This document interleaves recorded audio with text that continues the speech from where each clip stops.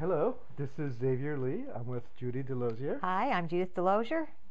I'm going to actually ask Judy about her experiences with NLP. She's had an amazing career, and now she's becoming involved in what we call the NLP Planet Project as one of the founding members. So we wanted to get some of her thoughts on that. Well, I think it's a great question.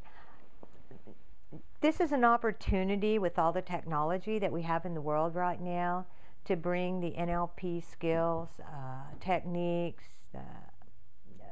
ideas and processes and models to the world because we have the technology through webinars, through conversation, to bring NLP to the world in such a way that it makes it available geographically and financially to many places and people in the world where we really probably wouldn't not have an opportunity to really participate in a seminar or to travel a long distance or invest a lot of money. It really is an opportunity to share ideas, to create a community, to create a web of meaning and connection around the world so that people have an opportunity to share their good ideas. NLP has a great history of technology, a great history of processes and models and applications in so many various areas in leadership and business and education and health and creativity. It's such a great opportunity to start to share that now with the world because we have the vehicle and the technologies to do that. I just saw an article yesterday. Robert reminded me of Robert Jeltz that many, many years ago when we started NLP University, actually, when we started it back in about 21 years ago, there was an article written on universities of the future, and it was all about the universities were going to have to transform based on the technology that was available. Yes. And so I think that's really kind of part of the development overall. And it's also the opportunity for NLPU, or NLP to be dispersed into the world. There's a lot of levels there. I think one of the levels is that people will learn something they can use in their everyday life that'll make a difference to their everyday life, practical life skills. If they want to take that further, they can learn advanced skills, create models of where things that work, and apply those models in places where there's need, or to continue to develop and expand themselves, whether that's in their business, their professional life, their personal lives. That those opportunities can be there for everybody. Yeah. Okay. Thank you for that question. That's a great question. Thank you. By the way, so my questions will be subtitled. Okay. So, I want to ask you a two-part question. Okay. One is, one of the many things that people really admire about you as a trainer and as a leader is your ability to really hold space for everyone and to accept people. Could you tell us about what your strategy or belief around that is and how you maintain that? Thank you. That's a really lovely question. It's a great question. I mean, I think that probably the first biggest part of the answer would be what allows me to do that is when I'm training, and I can't say that I'm perfect in every aspect of my life this way, but when I'm training, I really, really do hold the NLP presuppositions in my heart and my spirit. I go, the map isn't the territory. People are positively intended. They're doing the best they can, and I'm doing the best I can. And from that place, it makes it much, much, much easier to hold the space. I mean, now in the third generation, we talk about holding. It's kind of an idea that's, you can actualize through a process or a technique. And the idea is, you're holding that space just like you're holding a child that's acting out, or just like you're holding a friend who is having a difficult time. And it's without judgment. It's without judgment, and that's what makes it simple. Wonderful. If once I decide I'm right and they're wrong, or I'm wrong and they're right, it takes you down a different path.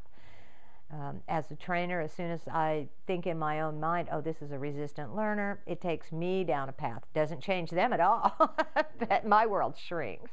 And so holding those presuppositions is probably the biggest key for me.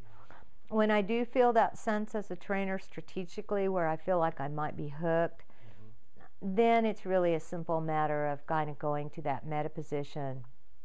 And that comes through awareness. That strategy is more around awareness. Oh, something just happened in me. I'm hooked or triggered or bumped or however I say it. I know now I'm engaged in a way that I don't feel is of the quality that I know I have.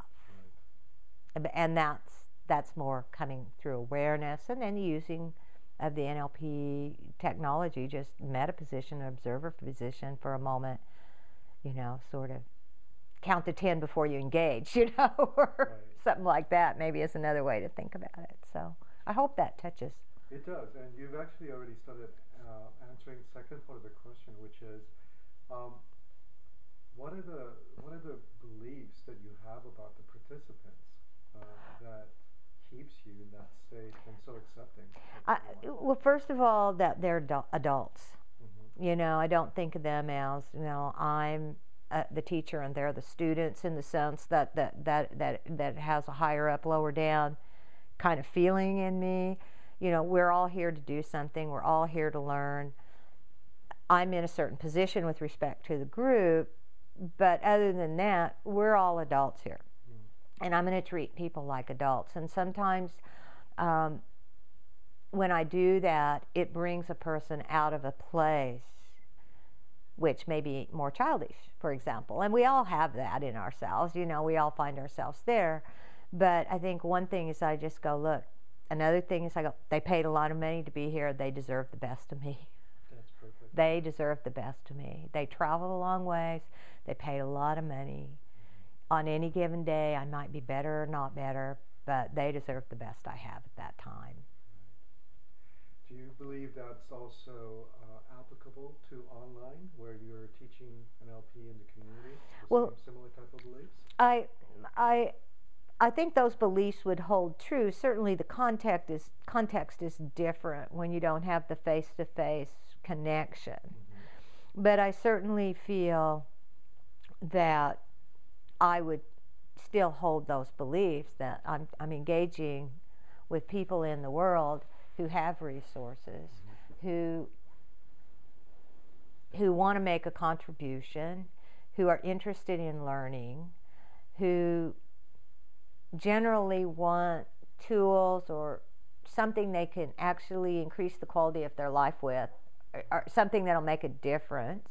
I think, it may be some slightly different sensibilities there. I mean, I've thought about this a lot because having done distance learning tools, for example, I always had a question mark going, will those students be the same kind of students interacting with the computer that, the students who are interacting in a community of their peers? What will be the difference?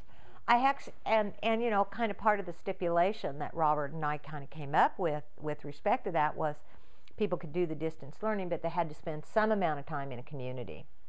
Now, it's got two sides of it. One is there's a sense of freedom online. People don't have to, if they have issues with each other, they don't have to see each other face to face, and a lot of times that can be a really healing possibility for people, that they can do it that way. And I think, just like in face to face, it goes up.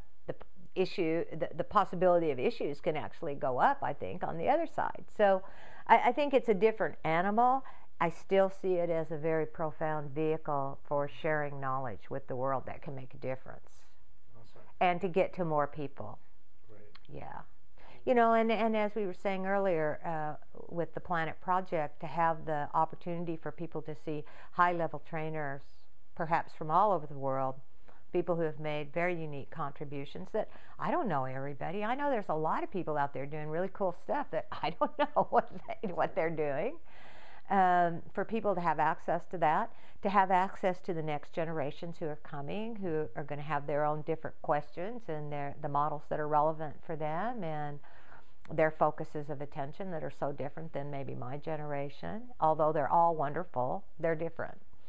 So I think there's going to be great benefits, and it will have its own kinds of challenges, I'm sure. just like face-to-face training, it's got great benefits, but it also has its special kind of challenges. So. Very true.